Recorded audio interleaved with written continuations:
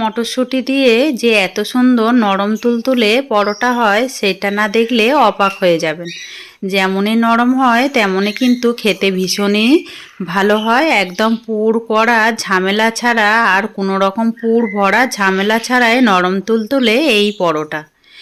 যেমন সকালে ভালো লাগবে তেমন কিন্তু রাতের ডিনারের জন্য খুবই দারুণ হবে। বন্ধুরা, কাজের ভিলেজ কিচেনে সকলকে স্বাগত জানাই। রোজকার মতো আজও রান্নাঘরে চলে এলাম। আজকের রেসিপি একদম কোনো রকম পুর রেডি করা আর পুর ভরা ঝামেলা ছাড়াই কিভাবে নরম তুলতুলে পরোটা করবেন কচুরি মটরশুঁটি, সেইটাই আপনাদের সঙ্গে শেয়ার করব। তার জন্য প্লিজ প্রথম থেকে লাস্ট পর্যন্ত ভিডিওটি দেখতে থাকুন।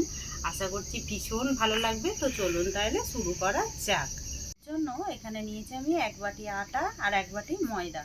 তোমরা চাইলে যে কোনো আটা অথবা ময়দা দিয়েও এই রান্নাটা করতে পারো, যে কোনো এক রকমের। এবারে এর মধ্যে কিছু উপকরণ দিয়ে দেব, যেমন দেব স্বাদ মতো লবণ বা মাপ মতো লবণ, আর দেব অল্প একটু চিনি, ওই হাফ চামচের থেকে একটু বেশি চিনি দিয়ে দেবো।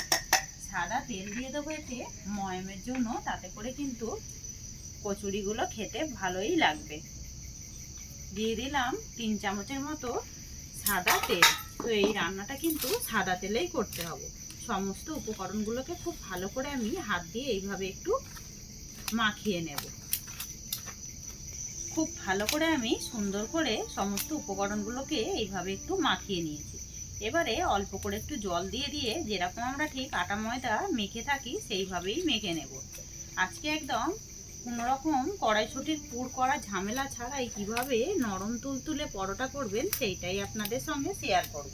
তাই জন্য প্রথম থেকে দেখতে থাকুন, ভীষণ ভালো লাগবে।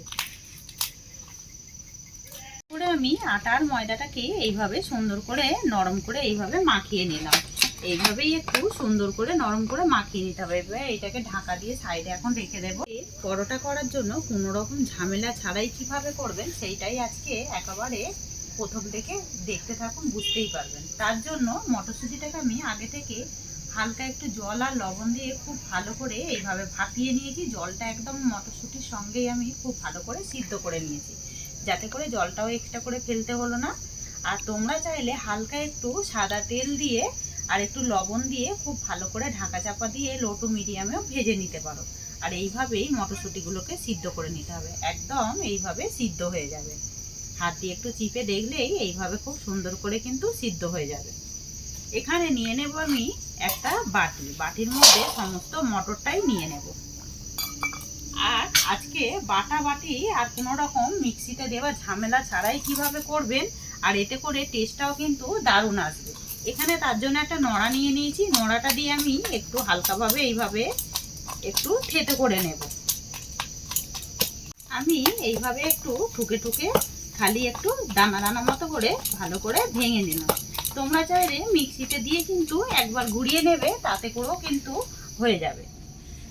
খুব ভালোভাবে আমি এইভাবে একটু থেতো করে নিলাম।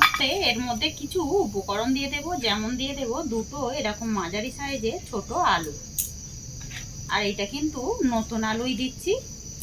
খুবই সস্তা দরে এরকম মটরশুঁটি আমরা কিন্তু শীতের সময় সন্ধ্যাবেলা, রাতেই হোক ডিনারের জন্য বা সকালে জলখাবারই হোক, এইভাবে যদি পরোটা করি খুবই তেল কম লাগে আর খেতে ভীষণই মজাদার হয়। কোনো রকম তরকারি ঝামেলাও থাকে না। এবারে এর মধ্যে একটু টেস্ট বাড়ানোর জন্য আমি এখানে নিয়েছি আদা আর কাঁচা লঙ্কা, এইভাবে আগে থেকে একটু থেতো করে নিয়েছি 1 চামচের মতো।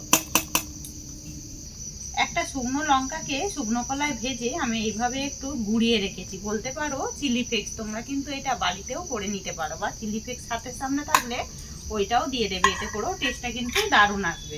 আর দেবো স্বাদ মতো লবণ বা মাপ মতো লবণ। আমি কিন্তু মটর সিদ্ধর সময় লবণ দিয়েছিলাম, খালি আলুর জন্য আমি একটু লবণ ব্যবহার করলাম।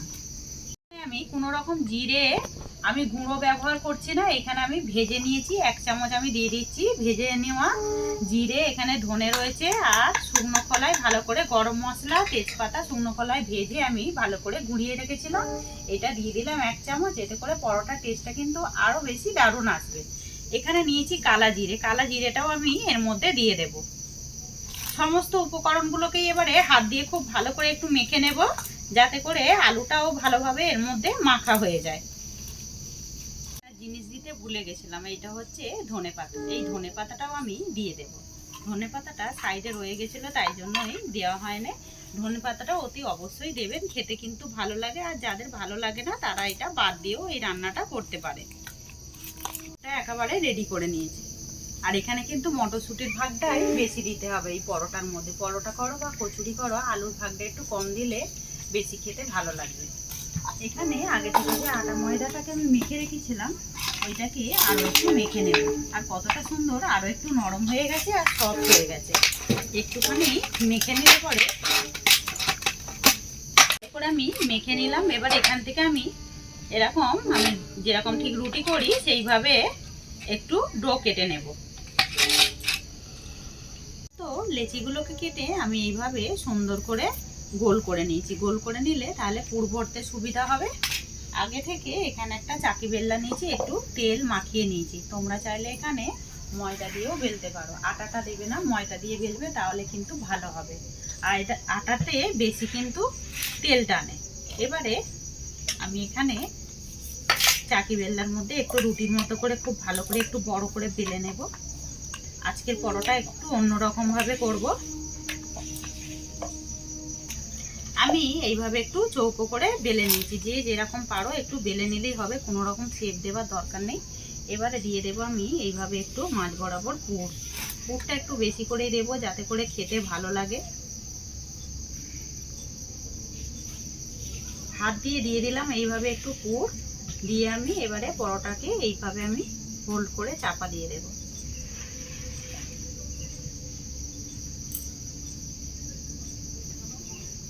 দিয়ে দিলাম চাপা। এইভাবে একটু হাত দিয়ে এইভাবে একটু ভালো করে প্রেস করে, তাহলে কিন্তু পুরগুলো চতুর্দিকে কোনা কোনা ভাবে চলে যাবে। একদম পুরের মধ্যে অনেক সময় অনেকে ঢোকাতে পারে না, তখন কিন্তু ফেটে যায় বা ভেঙে যায়। আবার আমি চাকি বেলনা দিয়ে এইভাবে একটু সুন্দর করে বেলে নেব।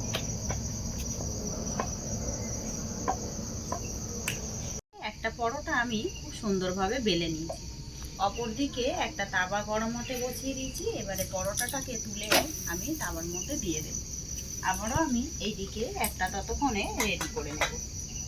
আর এই সময় গ্যাসটাকে একটু আস্তে রাখবো। এইদিকে আমি আবারও সুন্দর করে একইভাবে বেলে নিলাম। মাঝ বরাবর ঠিক দিয়ে দেব, যেই একইভাবে পুর দিয়েছিলাম সেরকম এইভাবে দিয়ে দেব। ঢাকা দিয়ে দেব এইভাবে। চারি সাইডটা এইভাবে আগে ফোল্ড করে সুন্দর করে মুড়ে নিলে ব্যাস, কোনো রকম পুর ভরা ঝামেলাই রইল না। আবারও আমি এটাকে এইভাবে চৌকো করে বেলে নেব। এদিকে একটা সাইড কিন্তু হয়ে গেছে, উল্টে দেবো একটু। পরোটাটাকে উল্টে পাল্টে সুন্দর করে আগে একটু ভেজে নিলাম। এবারে দিয়ে দেব সাদা তেল। 1 চামচের মতো সাদা তেল দিয়ে দেব। সাদা তেলটাকে দিয়েও আমি এইভাবে একটু আবারও উল্টে দেব। উল্টে পাল্টে সুন্দর করে লাল লাল করে পরোটাটাকে ভেজে নিলাম।